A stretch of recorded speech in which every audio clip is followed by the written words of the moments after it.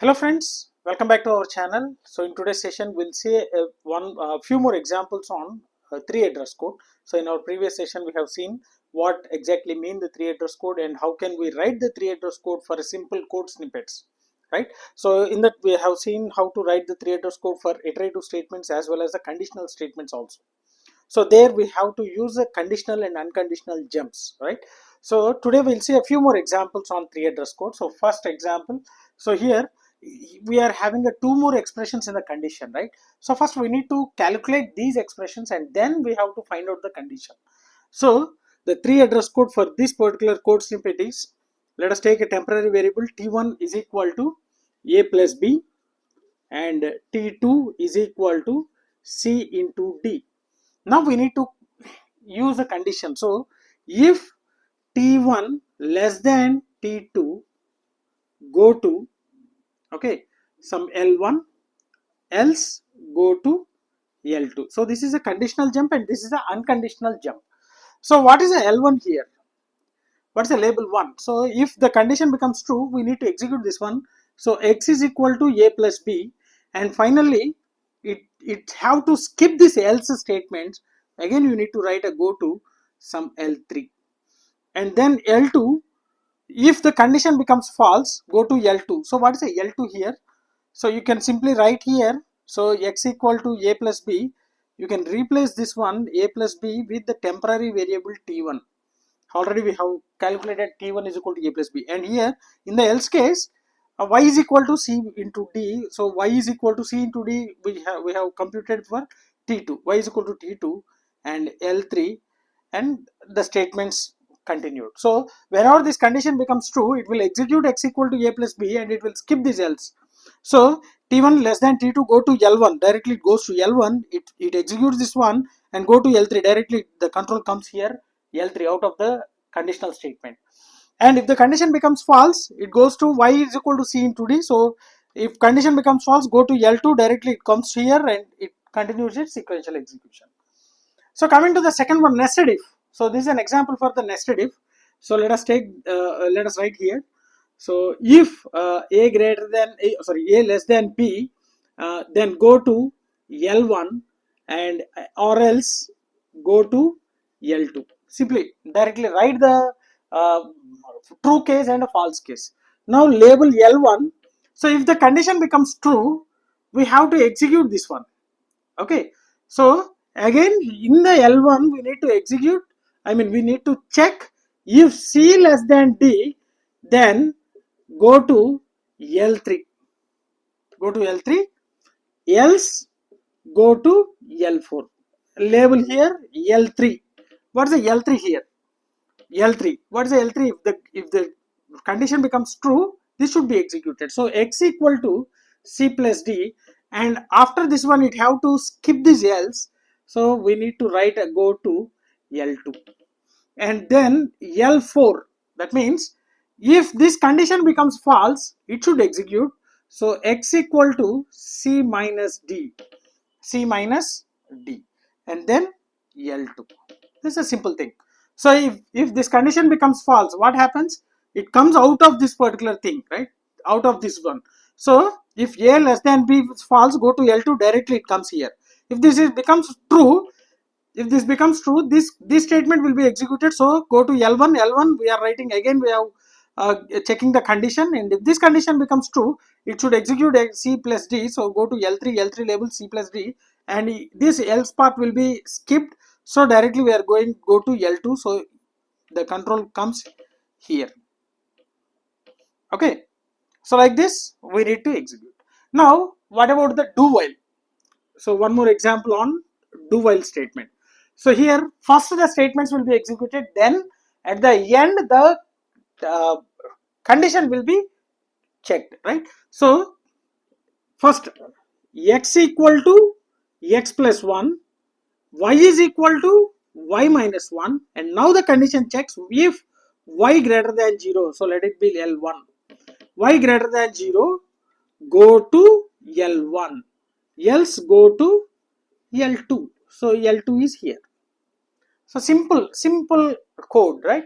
So first the statements will be executed even though the condition becomes false, because it is a do while. It's an exit control. So these conditions will be executed first. These statements will be executed first, then this condition becomes, I mean, this condition is checked, and if this condition becomes true, it will repeat the same statements once again to be get executed. Otherwise it comes out of the loop. So go to L2. So this is out of the loop. So hope you understood these three examples. Now let us take one more example. Okay, so let us take one more example. This is a for loop. Okay, inside the for loop again some condition has been written. So now let us write the three address code for this one. So initially I is equal to 0, so this will be executed only once, and then what the next one happens, it checks the condition. If the condition is true, it enter into the body, so it will be executed, and after that the increment will be done, and then the condition will be checked. So here we need to label one. So remember, for all the iterative statements, either it is a while or a do while or a for, the starting statement itself we have to give the label, because it should form a loop. Okay, so L1, and if I is less than n, then go to L1, else go to L2. So we need to write here already L1 is there, L2 and L3. So let us write L2 here. If the condition is true, it will come here. So if I less than 5, simply go to, yes. So if if I is less than 5, go to L4, else go to L5. So let us take L4 here.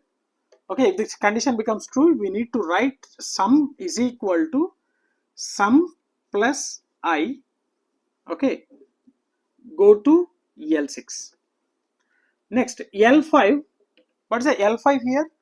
Else case. So if this condition becomes false, L5. So sum is equal to sum minus I. What happens after this? The increment should be done. So even if this is executed after this statement, increment should be done. Even if this case is executed, then also the increment should be done. So go to here, we are giving L6 we can write I is equal to I plus 1, and after increment it will have to check the condition itself. What's the condition here? I less than n, so L1. So you can simply write it here, go to L1. And finally, if the condition is false, go to L3. So L3 is out of the loop. Hope you understood. So here first, so this will be executed only once, and the condition will be executed. Next, this condition will be executed. If the condition is true, this will be executed, and if this is true, this will be executed, and then increment will be done. If this is false, this will be done and increment will be done. So in both the cases we need to do the increment. So here, after executing this particular statement, it have to skip the else case and it have to increment. So I have skipped the else case and go to L6, which is an increment. After increment, again it have to check the condition. After increment, we are giving the control to L1. So this is how we have to write the for loop. Okay, let us see one more example of nested loops. Okay, and then we'll close. So let us take this example. This is a nested while loop. So how can we write this one? So how the execution is done? So in the same manner, we need to write the three address code. So let us write the three address code here also. First, the condition will be checked. If the condition is true, then only it will enter into the loop. So first, let us take the label, because every looping statement should start with the label itself. So L1. So if I less than 3, then let us write go to L2, else give a label L3. Okay, so what is a L2? If the condition is true, it enters, and here j is equal to 0 will be executed. Once again this loop will be executed. So L3, sorry, L4, we can write a one more. L3 is else case. So L4, if j less than 2, go to L5, else go to L6. So what is a L5? If this condition is also true, this should be executed. So x equal to x plus I, and then j is equal to j plus 1. Okay, after this one, again it have to check the condition. So what we have to write, go to this condition, so j is equal to 2, so L4, this should be happens.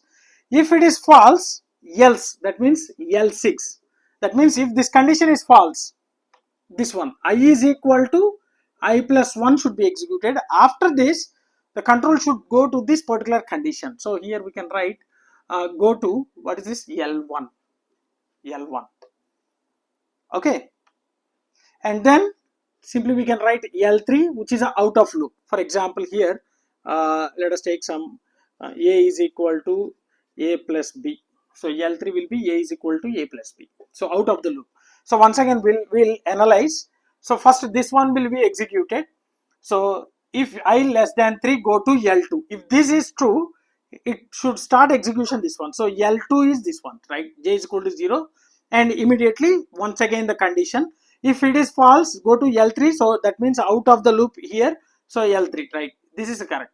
And L2, j is equal to 0, and L4, which is another condition, go to L5. So if this becomes true, it will enter into the loop, else I should be executed. So L5 means these statements will be executed, and immediately after this one, again it have to check the condition because it's a loop.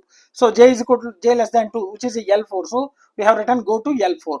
If it is false, this should be executed. So go to L6, I is equal to a plus 1, and again this condition should be executed. So go to L1. So this is a loop. This is a loop. So you can observe this is a one loop, and this is another loop. Okay, nested loop. And immediately after that, go to L1, so it goes up, and again it will check all the things, otherwise go to L3. So this is how we can write the 3 address code for any kind of code snippet. Okay, so you need to know the flow of execution. If you know the flow of execution, immediately it will be very easy for you to write the 3 address code for any kind of code snippets. Okay, so hope you got a clear understand about the 3 address code and how can we write the 3 address code for different control structures. Okay, nested loops, or conditional control structure, or iterative control structure. Right, so I'll stop here, and if you are having any doubts regarding this one, feel free to post your doubts in the comment section. Definitely I will try to clarify all your doubts. And if you really enjoyed the session, like my session, share my session with your friends, and don't forget to subscribe to our channel. Thanks for watching. Thank you very much.